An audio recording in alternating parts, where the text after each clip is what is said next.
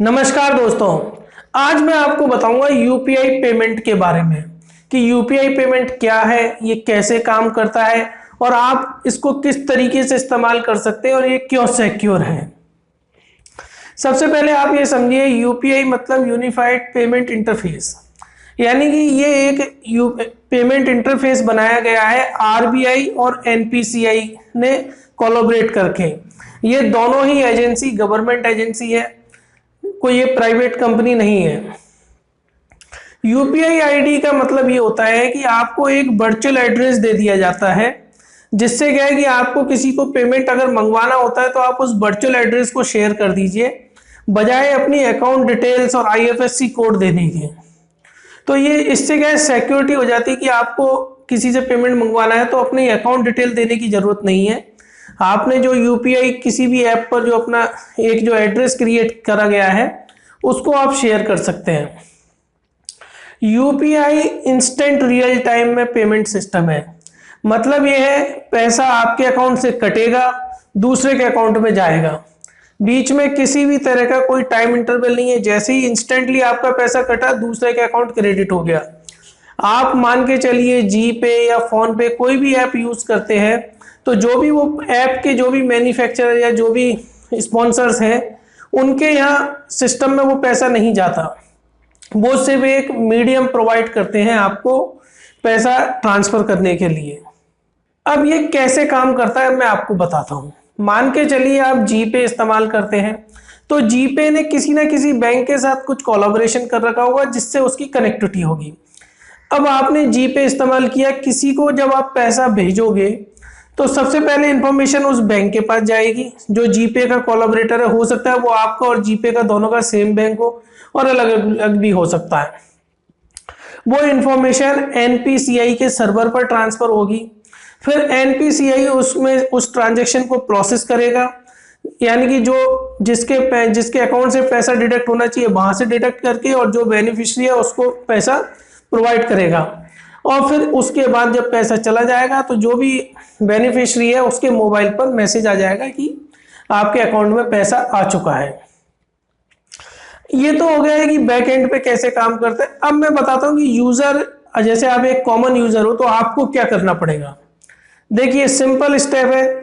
सबसे पहले आपके पास अगर आईफोन है या एंड्रॉयड फोन है तो गूगल प्ले स्टोर या प्ले स्टोर पर जाके आप ऐप इंस्टॉल करें। कोई भी ऐप आप यूज कर सकते हैं, जी पे, फोन पे, योनो ऐप या एचडीएफसी की पे इजी, कोई सी भी ऐप आप यूज करेंगे उसको आप इंस्टॉल कर लेंगे। इंस्टॉल करने के बाद आप उस पर अपना वर्चुअल आईडी क्रिएट करेंगे और उसके बाद आपको आपका बैंक अकाउंट नंबर ऐड करना होगा। अब बैंक अकाउंट नंबर आप ऐड करने के लिए दो रिक्वायरमेंट होती है।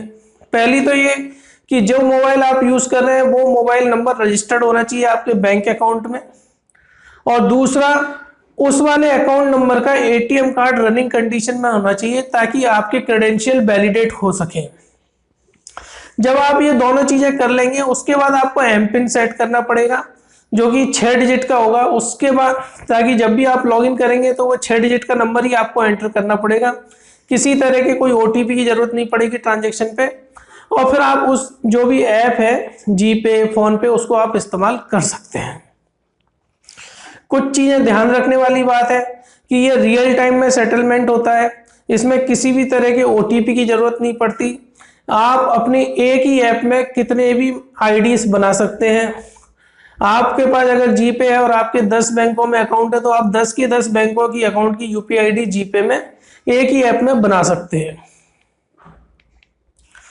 अब बात करते हैं बेनिफिट ऑफ यूपीआई कि यूपीआई दूसरे मोड ऑफ ट्रांजैक्शन है जैसे एनईएफटी, आरटीजीएस, आईएमपीएस, इन सबसे क्यों बेहतर है, क्यों अच्छा है।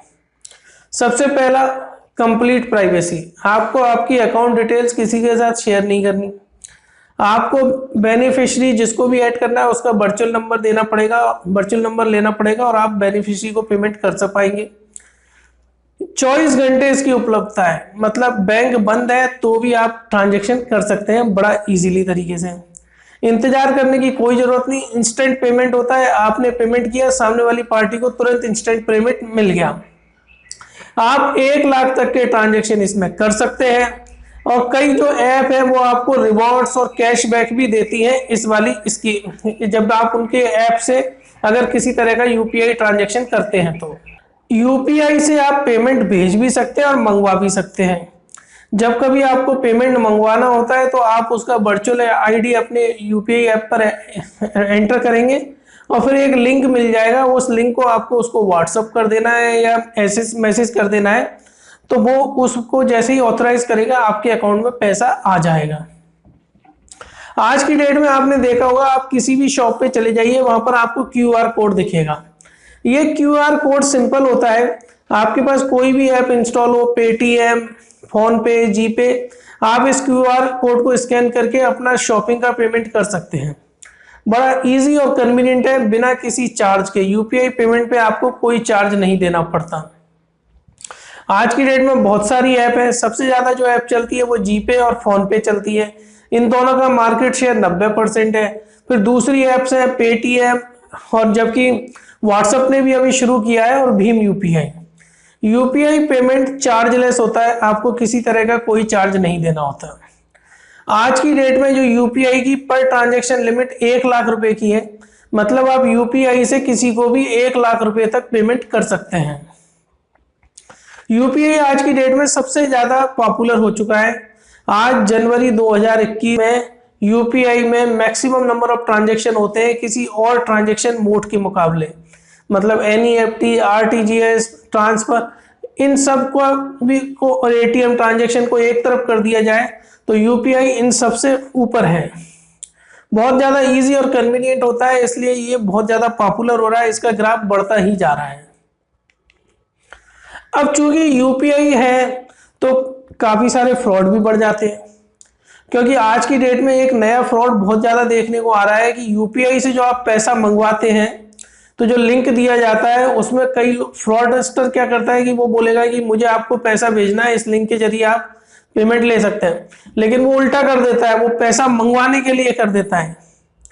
आज की डेट में आपने देखा होगा OLX में जब भी या किसी भी शॉपिंग साइट पे तब आप कुछ ट्रांजेक्शन करेंगे, जिससे भी डील होगी, तो कई फ्रॉस्टर क्या करते हैं, वो डील कर लेते हैं और आपके अकाउंट से पैसा निकाल लेते हैं, वो गलत लिंक भेज के।